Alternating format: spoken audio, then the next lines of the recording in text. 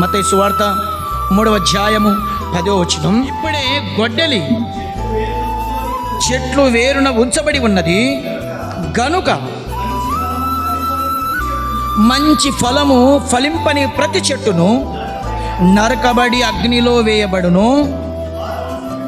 ఇక్కడ గమనించండి, ఎవరైతే మంచిగా ఫలించరో, ఎవరైతే మంచిగా అభివృద్ధి చెందరో, అలాగే ప్రభు కూడా అదే చెప్తున్నాడు, ఏ వ్యక్తి అయితే ఫలించడో, ఏ వ్యక్తి అయితే ఆత్మీయంగా తన జీవితాన్ని కొనసాగించడో, ఆ వ్యక్తిని ఏం చేస్తాడంటే ప్రభు నరికివేసి నాశనం చేసి అగ్నిగుండంలో పారివేస్తాడని ప్రభు చెప్తున్నాడు. రెండోది, మనకి మొదటిగా ఏం చెప్తున్నాడంటే నువ్వు ఫలించాలి.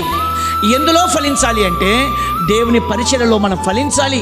ఏమంటే దేవుని సన్నిధానంలో మనం ఫలించాలి, ప్రార్థనా జీవితంలో ఫలించాలి, వాక్యం చదువుకునే విషయంలో ఫలించాలి, ఏమంటే ఇచ్చే విషయంలో ఫలించాలి, దేవుని సేవలో మనం ఫలించాలి, ఏమంటే ఆత్మలు సంపాదించిన విషయంలో ఫలించాలి. ప్రతి విషయంలో ఎప్పుడైతే మనం ఫలిస్తామో ఫలించే చెట్టుకే ఎక్కువ ఏం చేస్తారు చెప్పండి, కాపుదల ఉంటుందన్నమాట. ఏ చెట్టు అయితే ఫలించదో ఆ చెట్టుకి ఎక్కువ కాపుదల ఉండదు.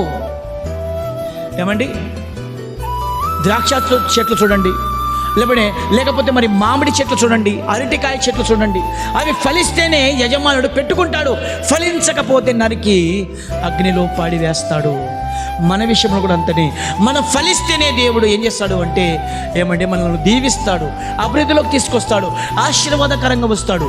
ఏ చెట్టు అయితే ఫలించదో ఆ చెట్టుని దేవుడు ఏమంటే నరికేస్తాడు, తీసేస్తాడని దేవుని వాక్యం సెలవిస్తుంది.